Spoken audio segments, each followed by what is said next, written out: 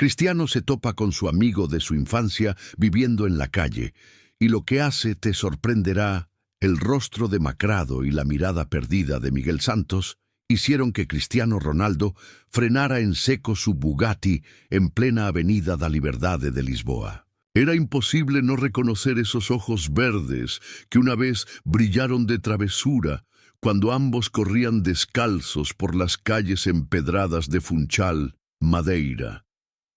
Ahora, esos mismos ojos estaban hundidos en un rostro curtido por la intemperie, rodeados de arrugas prematuras que contaban una historia de sufrimiento que Cristiano no podía ni imaginar.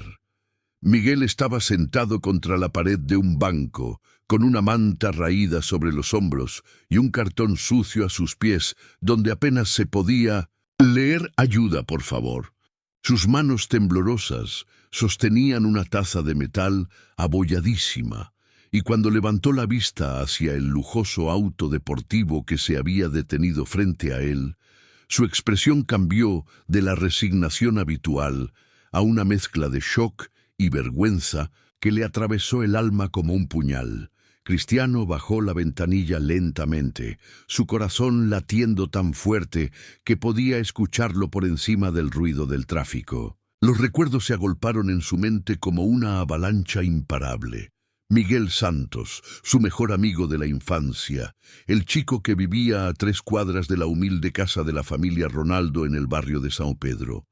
Era el mismo Miguel que lo acompañaba a entrenar fútbol en el club local cuando tenían apenas 8 años, el que compartía con él su merienda cuando su madre, María Dolores, no tenía suficiente comida para todos. La memoria más vívida lo golpeó como un martillazo, ambos corriendo por las calles de tierra de su barrio, pateando una pelota desinflada que habían encontrado en un basurero, soñando en voz alta sobre convertirse en futbolistas profesionales. Miguel siempre decía que él sería delantero y Cristiano sería el mediocampista que le pasaría los balones para que marcara todos los goles.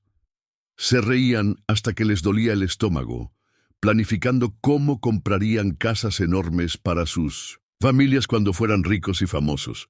Pero la vida había tomado rumbos completamente diferentes para ambos.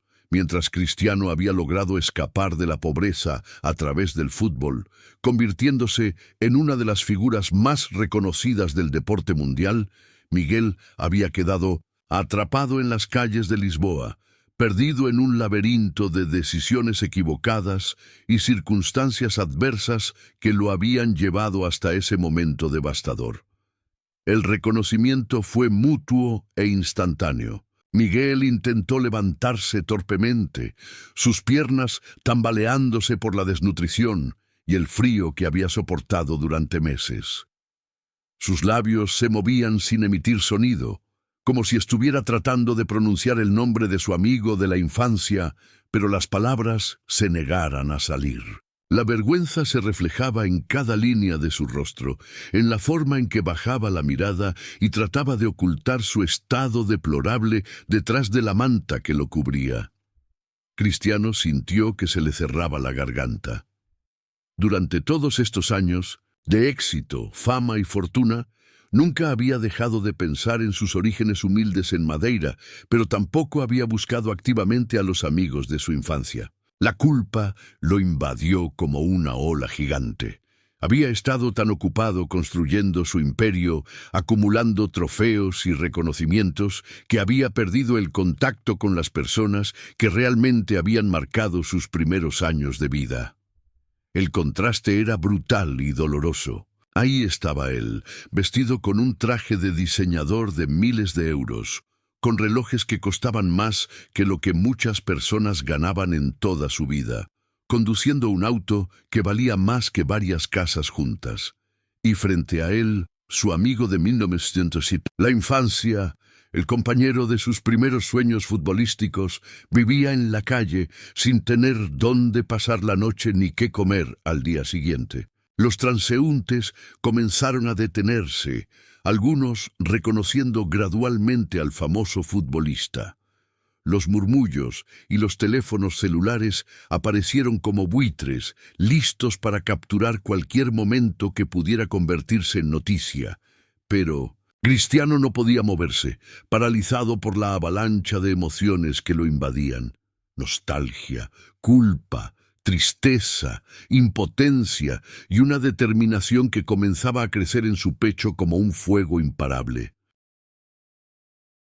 Las lágrimas brotaron instantáneamente de los ojos de Miguel cuando Cristiano salió del auto y caminó directamente hacia él, ignorando por completo a los curiosos que comenzaban a formar un círculo alrededor de la escena. La voz del futbolista se quebró al pronunciar el nombre de su amigo, una palabra cargada de décadas de separación y dolor que ahora los golpeaba a ambos sin piedad. «Miguel Bo, ¿qué te pasó?». Las palabras salieron de la boca de Cristiano con un acento madeirense que no había usado en años. El mismo dialecto que compartían cuando eran niños corriendo por las calles de su isla natal. Se arrodilló junto a su amigo sin importarle que su traje de miles de euros se ensuciara con el pavimento sucio de la calle y puso sus manos en los hombros temblorosos de Miguel. La respuesta de Miguel fue un sollozo desgarrador que salió desde lo más profundo de su alma rota. No podía articular palabras coherentes, solo repetía una y otra vez el nombre de su amigo, mientras las lágrimas surcaban surcos limpios en su rostro sucio. La gente alrededor comenzó a sacar sus teléfonos, pero Cristiano les lanzó una mirada tan feroz y protectora que varios retrocedieron instintivamente. En ese momento, los recuerdos más íntimos de su amistad inundaron la mente de Cristiano como un torrente imparable. Recordó vívidamente cuando Miguel lo defendió de los chicos mayores que se burlaban de él por ser flaco y tener los dientes separados. Recordó las tardes interminables en la playa, construyendo castillos de arena mientras planificaban su futuro como dupla futbolística invencible. Recordó especialmente aquella noche cuando ambos tenían 12 años, y Miguel compartió con él su única naranja porque Cristiano había llegado al entrenamiento sin haber comido nada en todo el día. Fue Miguel quien lo acompañó al aeropuerto cuando Cristiano se fue a Lisboa para unirse a las inferiores del Sporting de Lisboa con apenas 14 años. Fue Miguel quien le prometió que se mantendría en contacto y que algún día se reencontrarían cuando ambos fueran futbolistas profesionales. Pero la vida había sido cruel con Miguel, de maneras que Cristiano recién ahora comenzaba a comprender. A través de frases entrecortadas y palabras ahogadas en llanto, Miguel comenzó a contarle su historia. Había intentado seguir jugando y fútbol después de que Cristiano se fuera, pero nunca tuvo el mismo talento natural ni las oportunidades que se le presentaron a su amigo. Su familia cayó en problemas económicos graves cuando su padre perdió el trabajo en la construcción y Miguel tuvo que abandonar los estudios para trabajar y ayudar a mantener a sus hermanos menores. Las cosas fueron de mal en peor cuando su madre enfermó gravemente y los gastos médicos consumieron todos los ahorros familiares. Miguel trabajaba en lo que fuera, construcción, limpieza, carga en el puerto, cualquier cosa que le diera unos euros para sobrevivir otro día.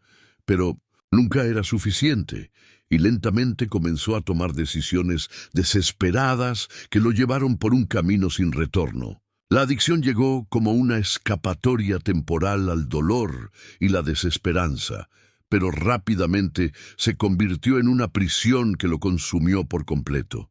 Perdió su trabajo, su familia se alejó de él avergonzada, y finalmente terminó en 1960 en las calles de Lisboa, sobreviviendo día a día con la ayuda esporádica de desconocidos que le daban algunas monedas. Cristiano escuchaba cada palabra con el corazón destrozado, imaginando el sufrimiento que había atravesado su amigo, mientras Él acumulaba trofeos y millones de euros. La culpa lo carcomía, pero también crecía en él una determinación férrea de hacer algo concreto para cambiar esta situación. No podía deshacer los años de sufrimiento de Miguel, pero sí podía asegurarse de que su futuro fuera completamente diferente. Sin decir una palabra más, Cristiano ayudó a Miguel a ponerse de pie y lo guió suavemente hacia su auto.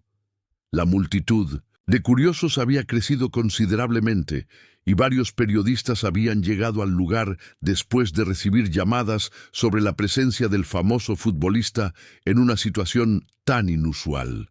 Pero Cristiano los ignoró por completo, concentrado únicamente en su amigo y en la decisión que acababa de tomar. Dentro del auto, Miguel no podía dejar de temblar, abrumado por la mezcla de vergüenza, gratitud e incredulidad por lo que estaba sucediendo. Cristiano encendió el motor y condujo en silencio durante varios minutos, permitiendo que ambos procesaran la intensidad emocional del reencuentro. La tensión era palpable, cargada de años de separación y de vidas que habían tomado caminos completamente opuestos. La mansión de Cristiano se alzaba imponente contra el cielo de Lisboa cuando el Bugatti atravesó las puertas automáticas. Pero Miguel no levantó la vista para admirar la propiedad que valía millones de euros. Sus ojos permanecían fijos en sus manos temblorosas, abrumado por una mezcla de gratitud y vergüenza que lo consumía desde adentro. Nunca había imaginado que volvería a ver a su amigo de la infancia, mucho menos en estas circunstancias tan humillantes. Cristiano detuvo el auto frente a la entrada principal y se quedó en silencio durante varios segundos, ordenando sus pensamientos y emociones. Finalmente, se volvió hacia Miguel con una expresión que combinaba determinación y una ternura que no había mostrado públicamente en años. «Miguel, hermano, esto se acabó. A partir de hoy, tu vida va a cambiar completamente, te lo prometo». Las siguientes horas fueron un torbellino de actividad que Miguel apenas podía procesar. Cristiano no solo le ofreció una ducha caliente y ropa limpia, sino que contactó inmediatamente a los mejores especialistas en adicciones de Lisboa. Mientras Miguel se bañaba, llorando de alivio bajo el agua caliente que no había sentido en meses, Cristiano hizo llamada tras llamada, organizando un plan de rehabilitación integral que abarcaría no solo la recuperación física, sino también el apoyo psicológico necesario para reconstruir completamente su vida. Cuando Miguel bajó las escaleras con ropa nueva que le quedaba perfecta, el contraste era asombroso. Bajo la suciedad y el deterioro causado por la vida en la calle, seguía estando el rostro del chico que había sido el mejor amigo de Cristiano durante sus años formativos. Sus ojos verdes habían recuperado parte de su brillo original, y por primera vez en años había una chispa de esperanza en su mirada. La conversación que siguió durante la cena fue una montaña rusa emocional para ambos. Miguel le contó a Cristiano detalles de su caída que le partían el corazón. Las noches durmiendo bajo puentes, los días sin comer, la desesperanza que lo consumía cada mañana al despertar sin tener un propósito claro. Pero también emergieron recuerdos hermosos de su infancia compartida, anécdotas que los hicieron reír a través de las lágrimas y que les recordaron la conexión profunda que habían compartido durante sus años más formativos. Cristiano, por su parte, le habló honestamente sobre la culpa que había cargado durante años por no haber mantenido el contacto con sus amigos de la infancia. Le confesó que a pesar de todo su éxito y reconocimiento mundial, había momentos en que se sentía profundamente solo, desconectado de sus raíces y de las personas que realmente lo conocían antes de que se convirtiera en una marca global. Pero la verdadera sorpresa llegó cuando Cristiano le explicó su plan detallado para la recuperación de Miguel. No se trataba solo de pagar por su rehabilitación. Había contactado a un centro especializado donde Miguel podría no solo superar su adicción, sino también recibir capacitación laboral para reinsertarse en la sociedad. Además, Cristiano había decidido crear una fundación dedicada específicamente a ayudar a personas en situaciones similares, y quería que Miguel, una vez recuperado, se convirtiera en el director de esa organización. Tu experiencia, tu historia, puede salvar vidas, hermano. Nadie va a entender mejor que vos lo que significa estar en esa situación, le dijo Cristiano con una convicción que traspasaba cada palabra. Vamos a convertir tu dolor en esperanza para miles de personas que están pasando por lo mismo que vos pasaste. Miguel no podía contener las lágrimas que brotaban sin control de sus ojos. Por primera vez en años, sentía que su vida tenía un propósito, que todo el sufrimiento que había atravesado podría tener un significado más grande. La idea de ayudar a otras personas que estaban viviendo en las calles, de ser la mano extendida que él había necesitado durante tanto tiempo, le llenó el corazón de una emoción que creía haber perdido para siempre. Los meses siguientes fueron los más difíciles, pero también los más esperanzadores de la vida de Miguel. La rehabilitación fue un proceso doloroso que lo obligó a enfrentar demonios internos que había estado evitando durante años. Pero Cristiano estuvo presente en cada paso del camino, visitándolo regularmente, recordándole constantemente que tenía un futuro brillante esperándolo. Cuando finalmente salió del centro de rehabilitación, completamente limpio y con una perspectiva renovada de la vida, Miguel se había convertido en una persona completamente diferente. No solo había recuperado su salud física y mental, sino que había desarrollado una pasión ardiente por ayudar a otros que estaban atravesando situaciones similares. La Fundación Esperanza, como la llamaron, se convirtió en una de las organizaciones benéficas más efectivas de Portugal para ayudar a personas sin hogar.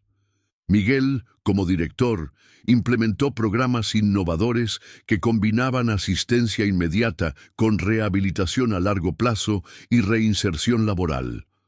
Su propia historia se convirtió en inspiración para cientos de personas que lograron salir de las calles y reconstruir sus vidas completamente. El reencuentro casual en una calle de Lisboa no solo había salvado la vida de Miguel, sino que había creado un impacto positivo que se extendía mucho más allá de lo que cualquiera de los dos había imaginado inicialmente. La amistad de la infancia se había transformado en una sociedad poderosa que estaba cambiando vidas de maneras que trascendían cualquier logro deportivo o reconocimiento individual.